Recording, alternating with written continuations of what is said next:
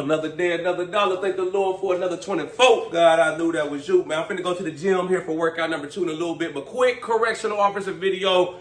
This is an important video, man. I had to get this off my chest. You know, correctional officer video. I'm talking about excessive force in corrections. You know, whether you're coming in the door as a new officer off the street, you worked at another institution, even if you are a correctional officer now, you know, you've been on the job, doing the job, this could serve as a great reminder, you know, when it comes to excessive force, when it comes to trying to control the inmates, you know, and going above and beyond, you know, once you got the inmates restrained and under control. Excessive force will get you in so much trouble, man. I've seen so many people lose their job, go to prison for excessive force. This is the thing. When it comes to corrections and you're dealing with a hostile or unruly inmate, a disruptive inmate, you know, you have to do what you have to do to get that inmate under control within the policy. But the policy also says once you have the inmate under control, it stops right there.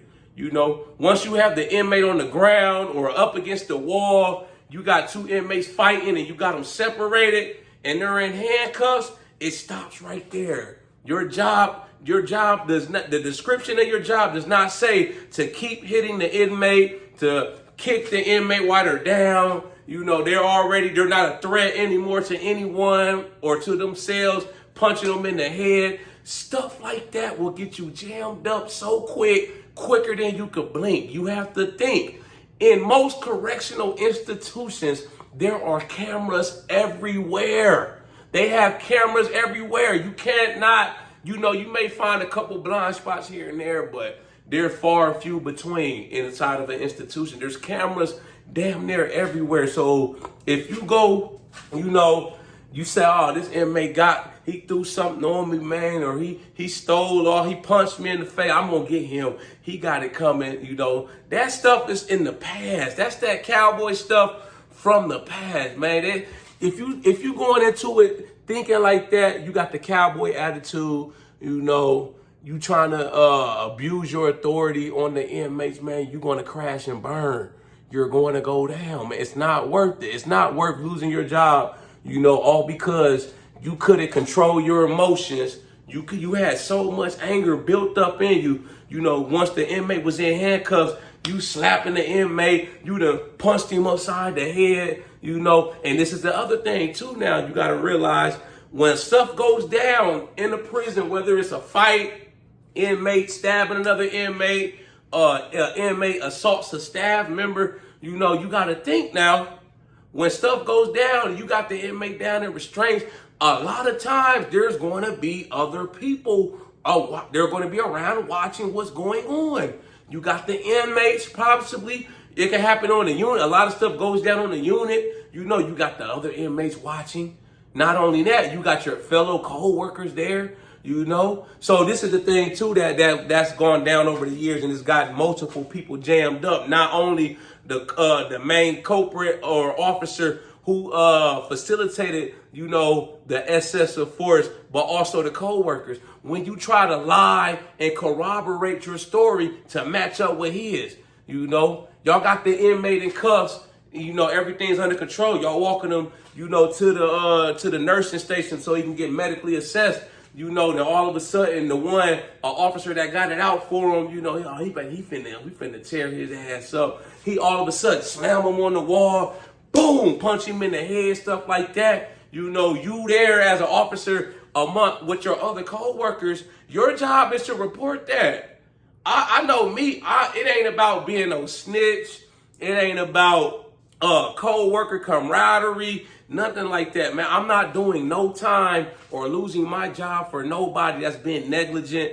You know, they're going above what their job requires them to do, man. You going outside of the policy, you're going to go off the deep end. I'm not going with you. If I'm there and some shit go down, we got the inmate in restraints, you know, and one of my coworkers just decides to randomly punch him, start punching him in the head. He think he out the camera view.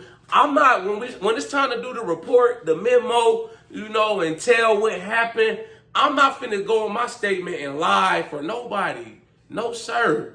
Like I say, I'm not doing no time in nobody's prison unless it's for me going in there to work. I'm not losing my job over idiotic stuff, nonsense. You have to realize, like I say, once they're in cuffs, and you got them down, it's over. It's done. It's finito. Your job is to stay within the policy. You need to take them to medical, get them medically assessed, for their injuries.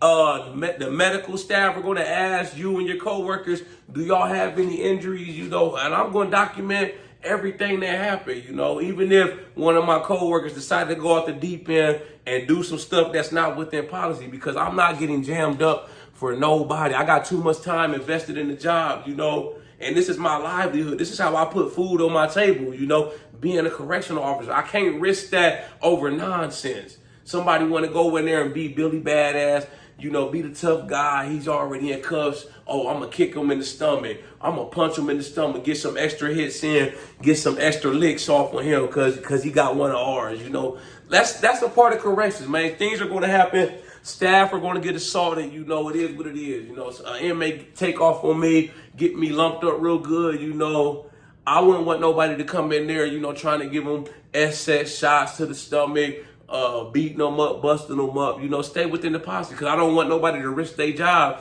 over foolishness. It's nonsense. It's foolish to go that route, And like I say, the inmates, it's inmates probably everywhere, man. When stuff goes down, the eye in the sky never lies. When I say the eye in the sky never lies, everything that's on the camera, it has to match up with what you're writing down in your statement, So you can't just go and say, such and such inmate at this time and date, he ran up to the officer, punched him in the face. In the unit, the officer was able to get the inmate off of him. He called for assistance.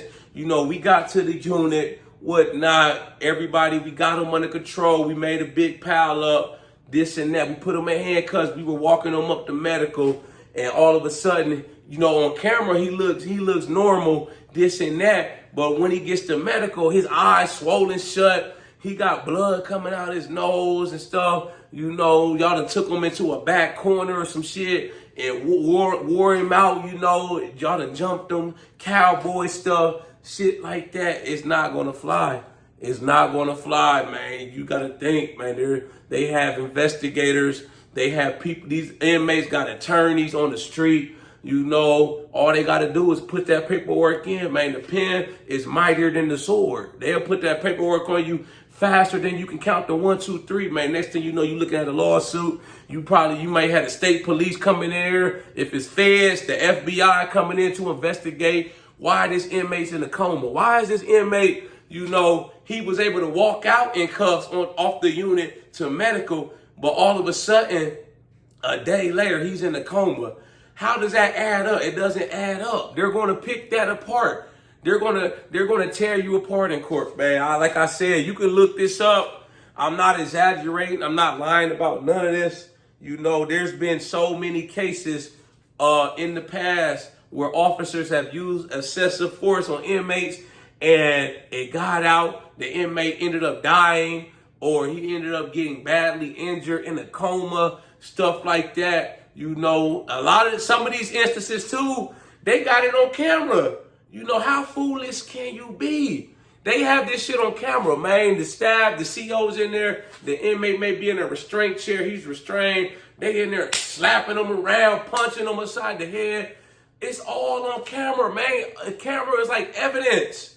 When a crime, that's what the cameras are there for. When a crime or something that's not supposed to go down occurs, that's what the cameras is there for. You best believe they're going to review the camera. They're going to play the tape back, and they're going to see whoever was in on it, man, doing what they're not supposed to be doing. They're going to get fried. Like I said earlier in the video, if you are a witness to something like that, your job is to report everything you see. I don't give a damn about workplace retaliation amongst the co-workers. somebody feel this way about me because I didn't go along with their story. I don't care about none of that. I'm here to do a job and do the job to my best of my ability, and stay within the policy and the procedures. Once you start to cut corners and go outside the scope of your job, that's when bad things happen. It's bad for business, man. I'm not trying to be involved with any of it. So like I said, if you a witness to some shit like that goes down, an inmate gets badly injured at the hands of your co-workers, and y'all had them in restraint, and the shit was wrong, your job is to report that shit. You need to put that in your document. You need to make sure the proper supervisor or whoever knows that this is what happened. That way you don't get roped up when those officers go, they burn and they go down. You don't go down with them. That's the whole purpose of that when you do your statement. You know what I'm saying? It's just like you trying to cover up. Y'all get in the back room. Yeah, we know we beat this inmate pretty bad. It's going to come out. It's going to be a big investigation. But what we're going to do is we're going to say this happened in all our statements. We're going to corroborate and we're going to work together. No, man, I can't do it. I can't go for it, man. I can't risk possibly going to prison or doing jail time for somebody else's foolishness, man. No, sir, I can't do it, man. I seen what happened with my own eyes. This is what happened, man. I'm sticking to my story. You know what I'm saying? I can't ride with you on that. Just for the simple fact, man, you got multiple people there. Somebody is going to tell it all. The inmate may not be able to tell his side of the story. He may be in a coma. He may no longer be here. He may have died at the hands of the beating from the staff members. I can't go along with it. I can't condone it. I can't support it, man. I'm sticking to my guns and I'm writing what I saw, So long story short, man, excessive force is bad for business, And if you got a situation where an inmate's coming at you, he got a knife or a shank, he trying to attack you, he done pushed you, down the steps, he on top of you trying to punch you, trying to get your radio, throw your radio so you can't call for help, then by all means, that's different. You have to do what you have to do to get the inmate off of you, man. Sometimes you may have to go outside of policy. It just is what it is. You fear for your life, So the inmate was on top of me. Shit, I grabbed the nearest thing I could find. I grabbed a broom handle and I started hitting him upside the head with him, But just know, if you do get to that situation and you're able to get the inmate under control till you get help, it stops right there. The policy says that you can't keep hitting the inmate upside the head just because you got him down. He's down. He attacked you, tried to stab you. You can't just keep hitting him. You have to use enough necessary force to get the inmate in the situation under control. Once it's done, the inmate's in handcuffs. You got enough staff members on scene to secure the scene, and the scene is safe. The prison can go back to how it's running in a safe and smooth manner. It's over with. It's done. It's finito. Don't go above. Don't try to be the cowboy. Don't try to be the tough guy, this and that, man. It's not worth it in the long run. I know me. I'm trying to have longevity in my career. I'm trying to finish out strong. I didn't put all this time and invest all these years in, just to go out sad for something foolish like that, So I try my best to stay within the policy. If I was ever involved in something like that, I got to document what I seen. It just is what it is. I got to stand on my morals and I got to stick to the policy. Because like I said, at the end of the day, I'm not doing a day in anybody's prison or jail serving time unless I'm going in there to work my shift. And we seen this, last year with the police officers in Memphis, man. They beat that dude and he died. And I think they try to get their story to match up. It happens all the time. And not only in corrections, in other law enforcement agencies, the police, excessive force. It's a big no-no, man. You see it all the time. You can go Google this, man. Inmate get $1 million lawsuit. The inmate dies. The family gets all these millions of dollars that the state or the feds have to pay out. The officers or whoever staff members that were involved, they end up losing their job. And depending on how serious it was, they may get sentenced to 1 year, 2, 3, 5 years in prison. You see it all the time. That should be that should be a learning lesson for you, on what not to do. It just is what it is, man. It goes down a lot more than y'all think. I haven't personally seen it firsthand. I've been in a lot of situations where we had to rock and roll with the inmates. Shit happens. And you may have created a pile up. All the officers jumped on the inmate because he was out of control. We may have put him up against the wall. But once it was done, we got him under control, got him in handcuffs. It was over. Now we picking him up. We taking him to medical so the nurse can evaluate him, make sure he's all right, make sure he didn't sustain any serious injury. That's what the policy says, So I'm gonna fly by the policy, and I'm trying to be by the book. I can't sacrifice or risk losing all that I worked for over nonsense or foolishness. This ain't gonna happen with me. If I'm ever involved firsthand in a situation like that where excessive force was used, I'm reporting everything, man. I'm reporting everything I see. I'm like, y'all need to cut that shit out. This is not how it goes. He's already in cuffs, man. I'm not getting involved with y'all's drama, y'all's nonsense, man. I'm gonna put it in my statement. It is what it is. Y'all like this video, make sure you subscribe to my channel at The Ghetto Bodybuilder. Follow me on Instagram, TikTok at The Ghetto Bodybuilder. I got merchandise for sale. Shop with me on my website, www.theghettobodybuilder.com, man. But yeah, just know, like I said, you coming into corrections, you a new officer, leave all that stuff at the door. Check your ego, check your attitude, your mindset, man. It's not the place for it. Like I said, you will go down quick. You will go down fast. They will prosecute you. You will lose your job, and you will go to jail. Y'all got any questions, comments, concerns? Y'all got any topics y'all want me to talk about in future videos related to corrections? Anything you maybe want me to do a video on, just drop a comment, and I'll get back to you as soon as I can. Y'all know how we coming. Let's get motivated.